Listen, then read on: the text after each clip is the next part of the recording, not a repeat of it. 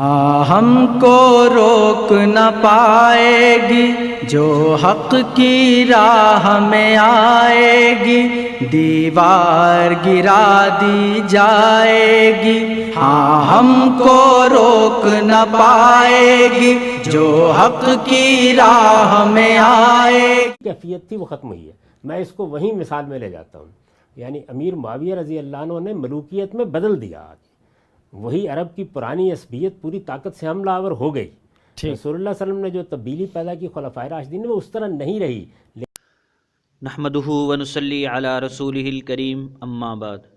معزز سامعین، السلام علیکم ورحمۃ اللہ وبرکاتہ۔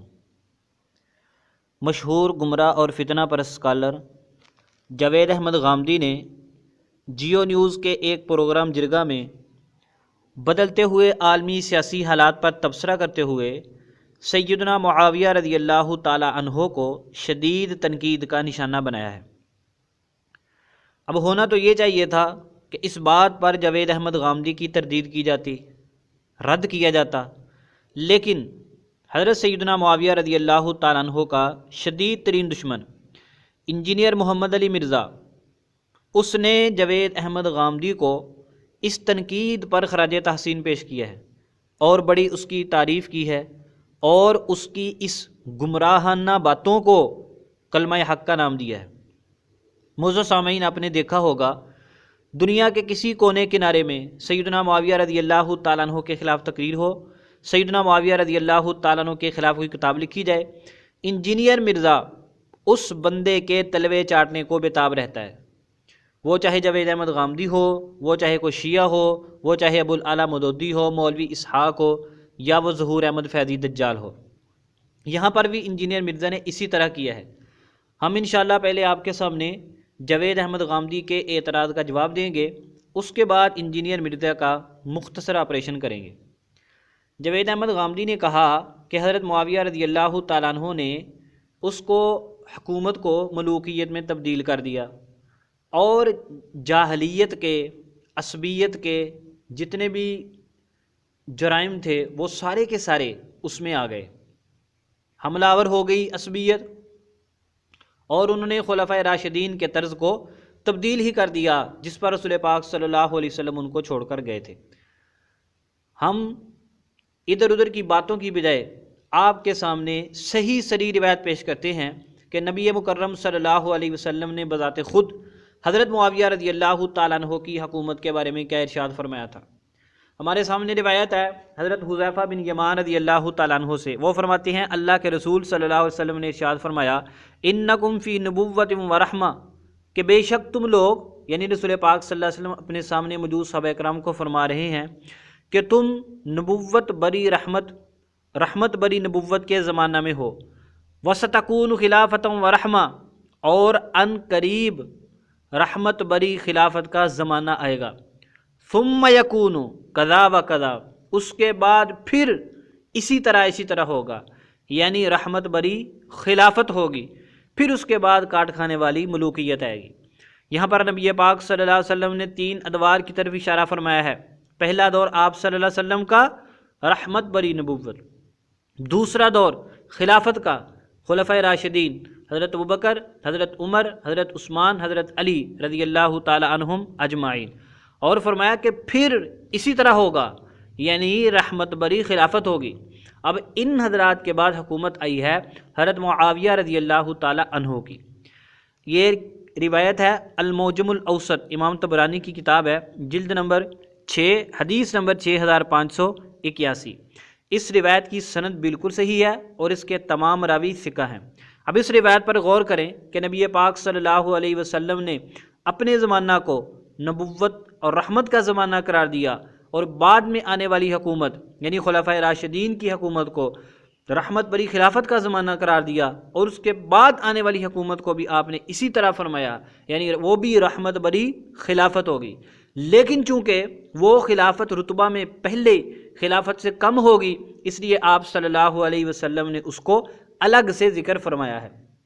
تو اس لیے غامدی صاحب کا یہ کہنا کہ انہوں نے خلافت کو ملوکیت میں تبدیل کر دیا تھا اور جاہلیت کی عصبیت آ گئی تھی، یہ بات بالکل غلط ہے۔ ذرا دوسری روایت سنیے۔ حضرت بن عباس رضی اللہ عنہ فرماتے ہیں اللہ کے رسول صلی اللہ علیہ وسلم نے ارشاد فرمایا اول ھذا الامر نبوۃ و رحمہ، کہ اس امت کا ابتدائی معاملہ کیا تھا؟ رحمت بری نبوت کا، پھر کیا ہوگا؟ رحمت بری خلافت ہوگی، پھر کیا ہوگا؟ رحمت بری بادشاہت ہوگی۔ المعجم الکبیر طبرانی جلد نمبر 11 حدیث نمبر 11138۔ اس روایت کے تمام راوی بھی ثقہ ہیں۔ اب اس روایت میں ذرا غور کریں، آپ صلی اللہ علیہ وسلم نے 3 ادوار کی طرف اشارہ فرمایا کہ پہلا دور رحمت بری نبوت کا، دوسرا دور رحمت بری خلافت کا، تیسرا دور رحمت بری بادشاہت کا۔ پچھلی روایت کے اندر حضرت معاویہ رضی اللہ تعالیٰ کی حکومت کو رحمت بری خلافت کہا گیا اور اس میں رحمت بری بادشاہت کہا گیا۔ یاد رکھو، خلافت اور بادشاہت جو دین کے مطابق ہو، ان دونوں میں کوئی تضاد نہیں ہے۔ ایک ہی شخص ایک وقت میں بادشاہ بھی ہو سکتا ہے، خلیفہ بھی ہو سکتا ہے، جیسا کہ اللہ جل شانہ نے حضرت داؤد علیہ السلام کے متعلق قرآن پاک میں فرمایا ہے وَآتَاهُ اللَّهُ الْمُلْكَ وَالْحِكْمَةَ، اور اللہ نے حضرت داؤد علیہ السلام کو بادشاہت عطا کی تھی۔ اور سورۃ صاد کے اندر فرمایا یا داؤد انا جعلناک خلیفۃ، اے داؤد بے شک ہم نے آپ کو خلیفہ بنایا ہے۔ یعنی حضرت داؤد علیہ السلام کو اللہ جل شانہ نے بادشاہ بھی قرار دیا ہے، خلیفہ بھی قرار دیا ہے۔ بادشاہت اور خلافت آپس سے متضاد نہیں ہیں، یہ اس وقت متضاد ہوتی ہیں کہ جب کوئی بادشاہت شریعت کے مخالف ہو اور یا کوئی خلافت شریعت کے مخالف ہو۔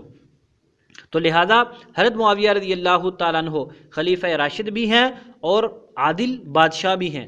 تو اللہ کے نبی صلی اللہ علیہ وسلم ان کے زمانہ حکومت کو، ان کے دور حکومت کو رحمت بری خلافت بھی قرار دیتے ہیں، رحمت بری بادشاہت بھی قرار دیتے ہیں۔ اور 1400 سال کے بعد اٹھ کر جوید احمد غامدی صاحب جو مسلمانوں کے لیے ایک میٹھی چھری کی حیثیت رکھتے ہیں، جو بڑی خاموشی کے ساتھ گمراہی پھیلاتے ہیں، وہ کیا کہتے ہیں کہ انہوں نے تو خلافت کو تبدیل کر کے ملوکیت میں تبدیل کر دیا تھا، اور کیا کہتے ہیں کہ ان کے زمانے کے اندر تو پرانی جاہلیت کے جذبات آ گئے تھے۔ اچھا آگے ذرا سنیے، یہ تو تھے اللہ کے نبی صلی اللہ علیہ وسلم کے ارشادات۔ ایک بہت بڑے جلیل القدر صحابی ہیں حضرت سعد بن نبی وقاص رضی اللہ تعالیٰ عنہ، عشرہ مبشرہ میں سے ایک ہیں، نبی پاک صلی اللہ علیہ وسلم کے رشتہ دار ہیں، صحابہ کرام میں آپ کا بہت بڑا مقام ہے۔ انہوں نے حضرت معاویہ رضی اللہ تعالیٰ کا زمانہ پایا ہے۔ وہ کیا فرماتے ہیں، ذرا ان کا ارشاد سنیے، ان کی گواہی سنیے۔